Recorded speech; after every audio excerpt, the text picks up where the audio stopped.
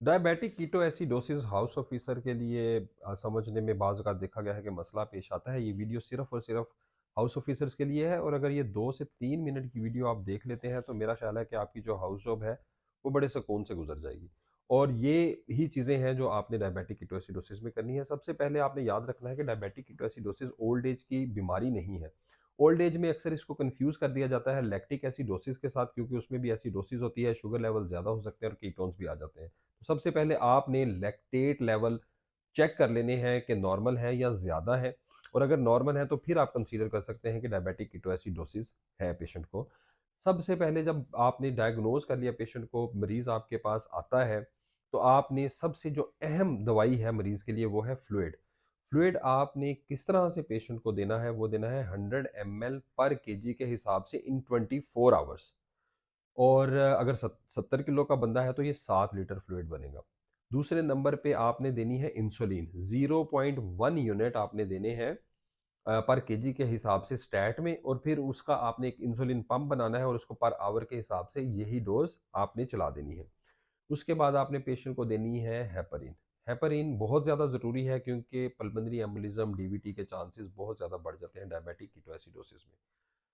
चौथे नंबर पे आ जाता है आपका पोटाशियम। पोटाशियम आपने पहली ड्रिप में कभी भी नहीं डालना। आपने चेक कर अनटिल और अनलेस आपके पास एविडेंस है कि पेशेंट को हाइपोकैलेमिया हो गया है। दूसरी ड्रिप में आप पोटाशियम को ज़रूर डाल दें लेकिन उससे पहले चेक करें कि पेशेंट का यूरिन आउटपुट नॉर्मल आ रहा है क्योंकि डायबिटिक कीटोसिडोसिस की कॉम्प्लिकेशन एक्यूट रीनल फेलियर है और अगर पेशेंट को एक्यूट रीनल फेलियर में है और आप ऊपर से उसको पोटाशियम दे रहे हैं तो पेशेंट को हाइपरकलीमिया की वजह से एरिथमियाज हो सकते हैं। फर्दर इसकी जो कॉम्प्लिकेशंस हैं उसमें ब्रेन एडिमा है, निमोनिया हो सकता है पेशेंट को क्योंकि इम्यूनिटी कम होती है, पेशेंट हॉस्पिटलाइज्ड होता है और हाइपरकलीमिया की वजह से एरिथमियाज हो सकते हैं, म्यूकोरमाइकोसिस हो सकती है। इन चीज़ों का आप ख्याल रख लें।